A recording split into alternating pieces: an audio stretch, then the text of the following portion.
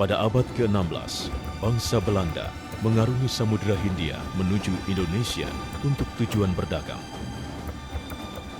Namun kekayaan tanah Nusantara rupanya mengalihkan niat awal mereka dari sekedar berdagang menjadi keinginan untuk memiliki. Belanda yang juga dikenal sebagai kompeni, lalu mengadakan perjanjian dengan para raja Nusantara. Melalui perjanjian yang mengikat dan sesungguhnya merugikan para raja dan rakyat Nusantara. Kekuasaan kompeni semakin hari semakin kuat. Kuku penjajahan pun mulai ditancapkan. Kekuasaan mereka tidak lagi hanya di sektor ekonomi, namun juga di sektor pemerintahan. Dengan kekuatan yang semakin besar, kompeni lalu menerapkan peraturan yang mewajibkan raja-raja Nusantara menyetor upeti kepada mereka. Rakyat pun diwajibkan menyerahkan sebagian besar hasil bumi yang mereka dapatkan kepada kompeni. Lalu, kekejian kompeni meningkat dengan dilaksanakannya kerja rodi, sebuah pemaksaan terhadap rakyat untuk bekerja tanpa upah demi kepentingan pembangunan jalur-jalur ekonomi kompeni. Kekejian kompeni melahirkan para pembela kebenaran. Perlawanan dari tokoh-tokoh pemberani di seluruh pelosok Nusantara bermunculan untuk melawan penindasan. Mulai dari Aceh, Padang, Jogja, Bali, Ambon, dan daerah-daerah lain. Namun sangat disayangkan, karena perlawanan itu bersifat kedaerahan, maka kompeni yang memiliki kekuatan senjata dan prajurit yang lebih modern, tanpa kesulitan mampu memadamkan perlawanan-perlawanan tersebut. Puncak kekejian kerja paksa terjadi ketika Gubernur Jenderal Dundles yang berkuasa pada tahun 1808 sampai 1811 memerintahkan rakyat untuk mengerjakan pembuatan jalan raya pos atau de Grote Posweg Anyer Panarukan sepanjang 1000 km.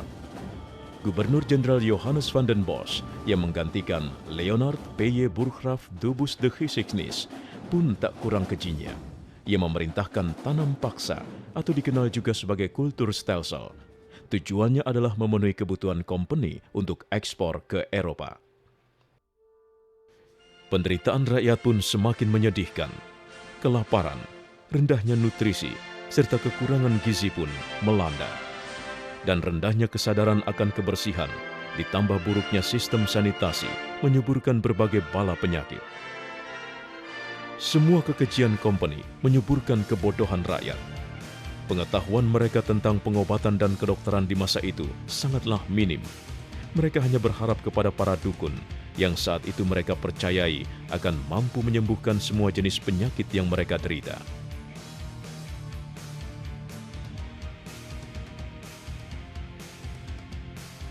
Tahun 1847, Dr. W. Bosch yang menjabat sebagai Kepala Dinas Kesehatan mendapat laporan bahwa di Karesidenan Banyumas telah menyebar penyakit menular yang tak mampu lagi disembuhkan oleh para dukun.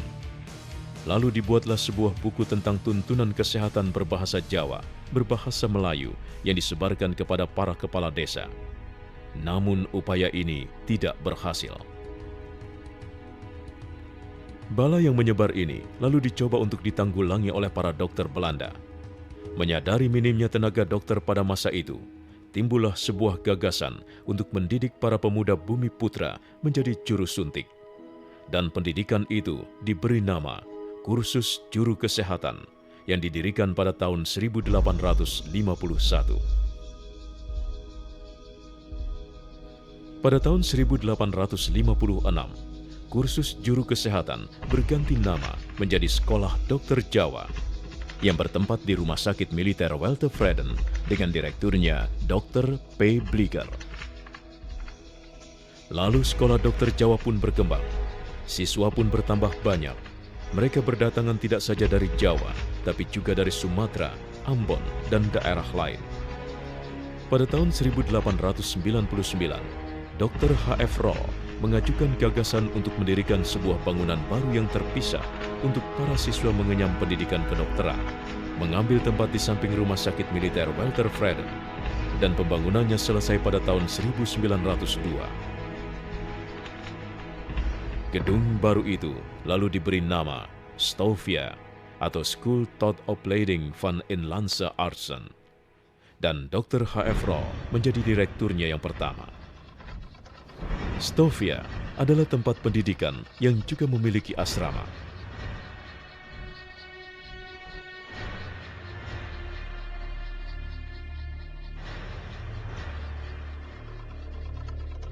Dalam perkembangannya, seiring meningkatnya kebutuhan, terutama kebutuhan akan ruang praktek, maka pada tahun 1920, tempat pendidikan Stovia pindah ke gedung yang baru di Jalan Salemba nomor 6. Kepindahan pendidikan Stovia ke gedung baru tidak dilakukan sekaligus, namun dilakukan secara bertahap.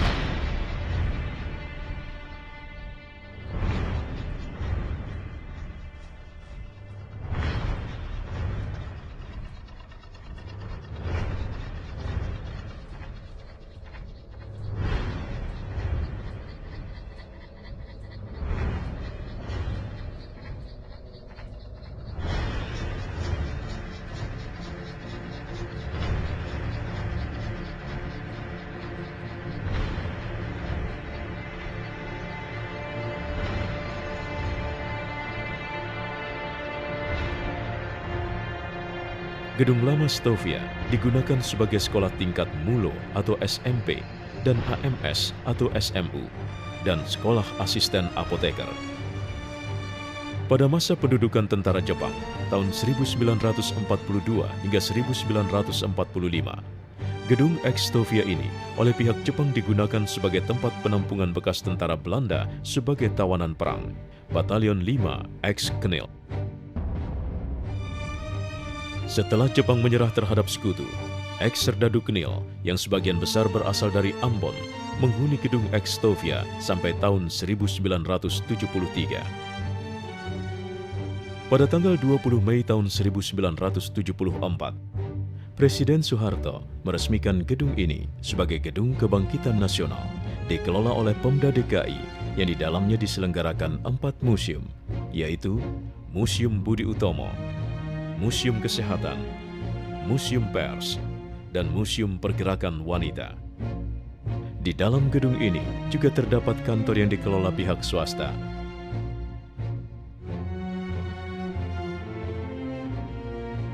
Pada tanggal 27 September tahun 1982, pengelolaan Gedung Kebangkitan Nasional dialihkan kepada Departemen Pendidikan dan Kebudayaan. Lalu pada tahun 1983, Menteri Pendidikan dan Kebudayaan mengeluarkan surat keputusan yang menetapkan gedung ini sebagai bangunan cagar budaya. Pada tahun 1984, diterapkan struktur organisasi dan tata kerja, melebur keempat museum menjadi satu dengan nama Museum Kebangkitan Nasional, memindahkan kantor swasta yang ada di dalamnya dan mengisi ruang bekas kantor swasta untuk pengembangan museum.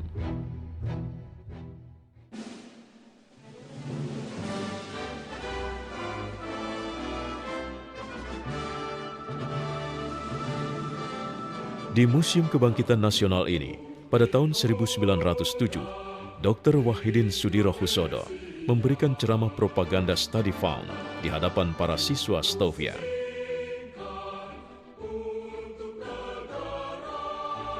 Di ruang anatomi, pada tanggal 20 Mei 1908, para pelajar Stovia dipimpin Raden Sutomo mendirikan organisasi modern Budi Utomo.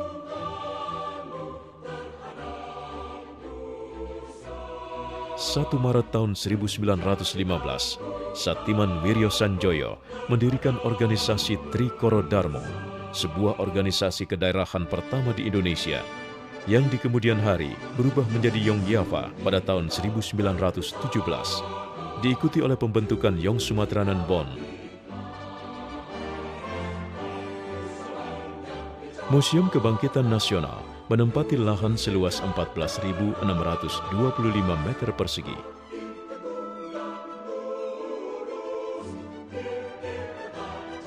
Gedung Ex Stovia ini memang bisa dibilang tak berubah secara bentuk fisik, namun secara fungsi, keberadaannya kini diabadikan menjadi pengingat bagi para generasi baru tentang gejolak semangat perjuangan bangsa yang mengisahkan sejuta cerita kepahlawanan para pemuda pada zamannya, untuk bisa diambil sebagai sumber tauladan generasi penerus dalam mengisi kemerdekaan Indonesia yang telah mereka persembahkan dengan tetes darah dan air mata.